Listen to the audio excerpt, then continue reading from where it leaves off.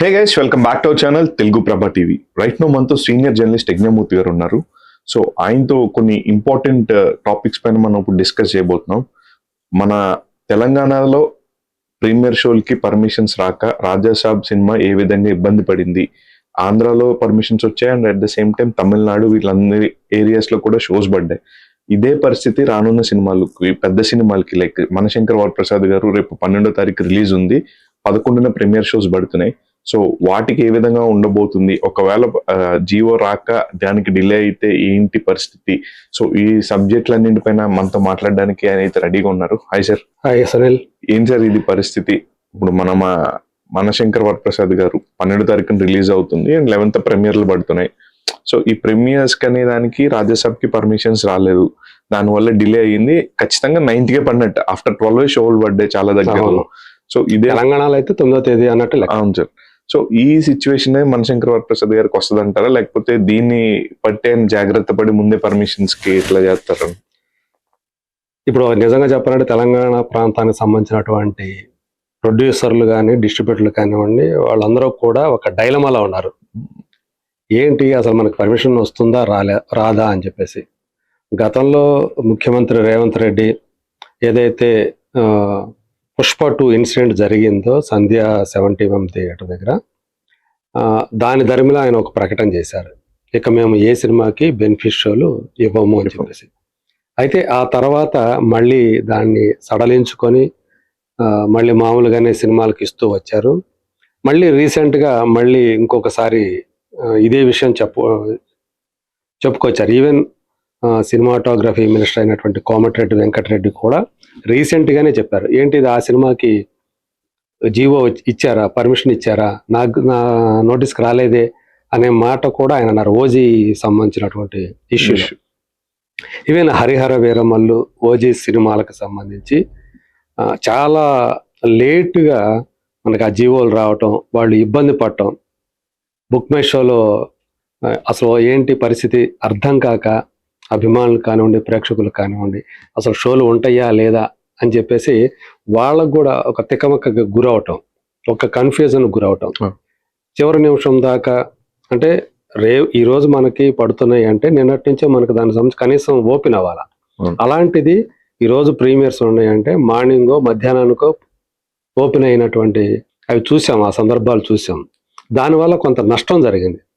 ఇప్పుడు ఆ రాత్రి జరిగింది ఏంటి, రాజాసాబ్కి వస్తుంది జీవో వస్తుంది. ఎందుకంటే ఏపీలో ఆల్రెడీ జీవో వచ్చింది, బుక్ మై షోలో ఓపెన్ అయిపోయాయి, టికెట్స్ ఆన్లైన్లో అమ్మేస్తూ ఉన్నారు, 1000 రూపాయలకు అమ్మేస్తూ ఉన్నారు. కానీ తెలంగాణలో పరిస్థితి అర్థం కాల.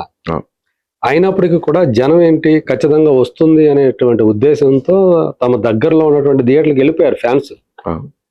అంటే ప్రభాస్ స్టేచర్ ఏంటి, తన యొక్క క్యాలిబర్ ఏంటి, ఇమేజ్ ఏంటి అనేది రాత్రి మనం థియేటర్ల దగ్గర మనం చాలా స్పష్టంగా కనిపించింది. ప్రత్యేకించి సింగిల్ స్క్రీన్ థియేటర్స్ దగ్గర చాలా మంది అభిమానులందరూ కూడా, మీరు ఒక ప్రెస్ షో విమల్ దగ్గర వేశారు, కానీ అది ఎంత లేట్ అయింది మనకు తెలుసు. అప్పటికే అక్కడ కూడా జనం ఎంతమంది గుమిగూడారు ఫ్యాన్స్. ఇదే పరిస్థితి శ్రీరాముల దగ్గర కనిపించింది, ఎర్రగడ్డలో ఉన్నటువంటి గోకుల్ థియేటర్, అలాగే అర్జున్ థియేటరు, సంధ్యా థియేటర్లు అయితే మరీ ఎక్కువ అని చెప్పాలి. అక్కడ 8 గంటలు 9 గంటల నుంచి విపరీతంగా జనం అంటే అభిమానులు పోగయ్యారు. అలాగే కుకటపల్లిలో ఉన్నటువంటి 2 థియేటర్లు, భ్రమరాంబ మల్లికార్జున థియేటర్ దగ్గర కానివ్వండి, ఫ్యాన్స్ హంగామా చాలా స్పష్టంగా కనిపించింది. ఏదో ఒక నిమిషంలో వస్తుంది జీవో వచ్చేస్తుంది, ఓపెన్ అవుతాయి షోలు ప్రీమియర్స్ అని చెప్పేసి ఆ 1000 రూపాయలకు కూడా సిద్ధమై అంతమంది వేలాది మంది వచ్చారు.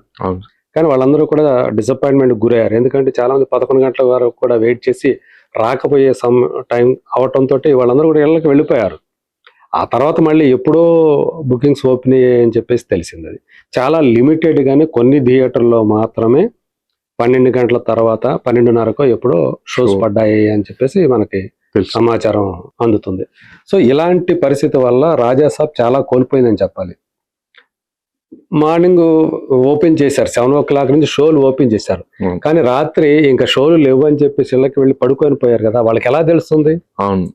బుక్ మై షోలో ఓపెన్ కాల అప్పటికి, ఇంకా వాళ్ళందరికీ ఎలా తెలుస్తుంది? అలా కూడా ఇవాళ ఆ 7 షోలు నిజం చెప్పాలంటే ముందే గనక తెలిసినట్లయితే, ముందే గనక వచ్చినట్లయితే అది ఈవెన్ 10 o'clock లోపల అవును నైట్ అది ఓపెన్ అయినట్లయితే ఖచ్చితంగా 7 o'clock షో ప్రతిదీ కూడా ఫుల్ అయిపోయి ఉండేది. అవును సార్. అది ఫుల్ కాని పరిస్థితి కనిపించింది. ఎందుకంటే అందరూ పడుకుని పోయారు. అవును. ఇంకా ఉండవు, రేపు చూసుకోవచ్చులే అనే ఉద్దేశంతో. అలా ఈ సినిమాకి నష్టం జరిగింది.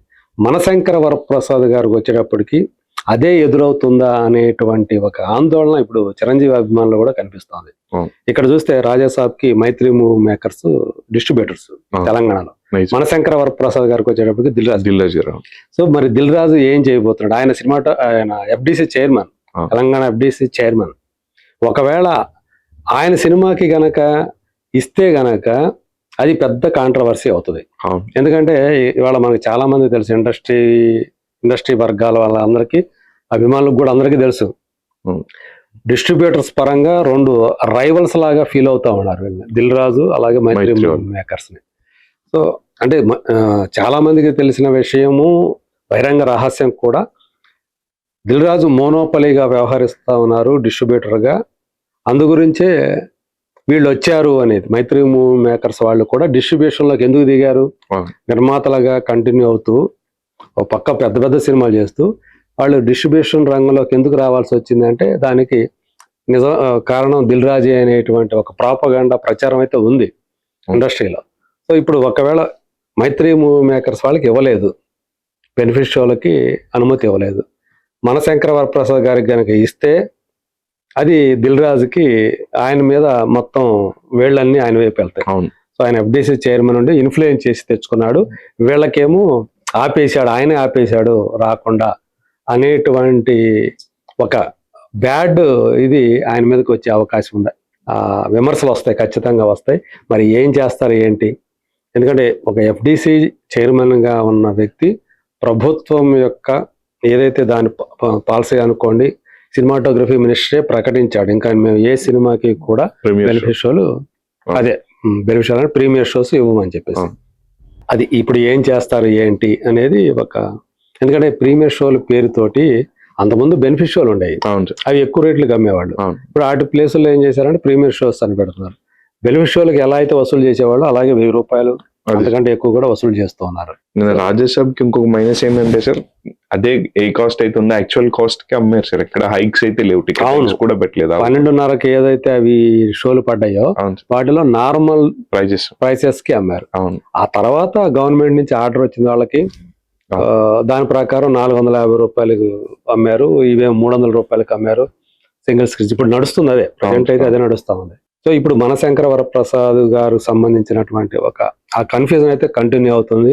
ఓన్లీ ఇప్పుడు రాజాసాబ్కి ఎలా జరిగిందో టికెట్ ప్రైసెస్ హైక్ అనేది అది మాత్రమే ఇస్తారా జీవోలో, లేకపోతే ప్రీమియర్ షోలకి అనుమతి కూడా ఇస్తారా అనేది ఒక క్వశ్చన్ మార్క్ ఉంది. యాక్చువల్గా అంటే ఇప్పుడు మనం మాట్లాడుకుంటుంది 9th ఈవినింగ్ మాట్లాడుకుంటున్నాం, 11th నైట్ పడాలి ప్రీమియర్ షోస్. అందువల్ల ఇప్పటి వరకు కూడా బుక్ మై షోలో ఇంకా ఓపెన్ కాల. సో అది వచ్చిన తర్వాత, జీవో వచ్చిన తర్వాత ఓపెన్ అవ్వచ్చు. అది ఈరోజు నైట్ లోపల వస్తుందా లేకపోతే రేపు మార్నింగ్ వస్తుందా అనేది ఇంకా పూర్తిగా మనకి సమాచారం లేదు. ఒకవేళ రేపు మార్నింగ్ లోపల కనుక వస్తే రేపు మార్నింగే బుకింగ్స్ ఓపెన్ అవుతాయి మనశంకర వరప్రసాద్ గారికి అనేది ప్రచారంలో ఉంది ఇప్పుడైతే, అది చెప్పుకుంటూ ఉన్నారు. ఏదేమైనా చిరంజీవి గారు మళ్ళీ ఒక లేటెస్ట్ గా రిలీజ్ అయినటువంటి హుక్ స్టెప్ సాంగ్ ఏదైతే ఉందో అది, అలాగే అంతకుముందు రిలీజ్ అయినటువంటి ట్రైలర్, ఈ 2 కూడా ఒక్కసారిగా ఆ సినిమా మీద హైప్ ని పెంచేసాయని చెప్పాలి. సో అంటే అనిల్ రావుపూడి యొక్క స్ట్రెంగ్త్ ఏదైతే ఉందో కామెడీ, సో అది చిరంజీవి గారితో ఎలా చేసుంటాయి, చిరంజీవి గారి కొన్న బలాల్లో ఆ కామెడీ పండించడం అనేది ఆయన చాలా పెద్ద బలం. ఆయన మెగాస్టార్ అవటంలో ఆ కామిక్ టైమింగ్ కూడా చాలా పెద్ద పాత్ర వహించింది. చాలా మంది అనుకుంటారు యాక్షన్ స్టార్ కాబట్టి అంత వచ్చింది అనుకుంటారు. కేవలం యాక్షన్ చేసినంత మాత్రాన ఎవరికి ఆ రేంజ్ రాదు. మీరు అమితాబ్ బచ్చన్ చూసుకున్న, రజనీకాంత్ను చూసుకున్న, వీళ్ళందరూ కూడా, ఎన్టీఆర్ గారిని చూసుకున్న, టాప్ స్టార్స్ అందరూ కూడా కామెడీ కూడా బాగా పండిస్తారు కాబట్టి మాస్లో అంతగా వెళతారు. అంటే వాళ్ళకి ఫ్యామిలీ ఆడియన్స్ సపోర్ట్ ఎందుకు దొరుకుతుంది అంటే ఈ ఎంటర్టైన్మెంట్, కామెడీ ఎంటర్టైన్ చేయటం వల్ల. చిరంజీవి గారు అందులో నిష్ణాతులు. సో దాన్ని ఇప్పుడు చాలా కాలం తర్వాత ఈయన బయటకు తీసుకొస్తున్నాడు అనేటువంటి ఒక ఫీల్ అయితే బాగా వచ్చేసింది. మళ్ళీ మిగతా పాటలు ఒక ఎత్తు, కానీ హుక్ స్టెప్ లో ఆయన చేసినటువంటి గ్రేస్ఫుల్ మూమెంట్స్ ఆ మూమెంట్స్ వేరే ఉండే. అందుగురించి మిగతా పాత సినిమా పాటలలో ఉన్నటువంటి హుక్ స్టెప్స్ ని కూడా చూపించారు మనకి యానిమేటెడ్ స్టైల్లో. సో అది మరి 11వ తేదీ నైట్ బెనిఫిట్ షో పడుతుందా లేదా అనే దానికి మనకు సమాధానం మేబీ నాకు తెలిసి రేపు మార్నింగ్ లోపల క్లారిటీ ఒక క్లారిటీ వచ్చేస్తుంది, జీవో వచ్చేసే అవకాశాలు ఉన్నాయని చెప్పేసి అంటున్నారు. దిల్ రాజు కాబట్టి కొంత తొందరగానే ముందుగా జాగ్రత్త పడతాడు అనేది చాలా మంది అభిప్రాయం. Okay sir, thank you sir, thank you for your information. So మరిన్ని informative and content related videos కోసం please to subscribe to our channel Telugu Prabha TV.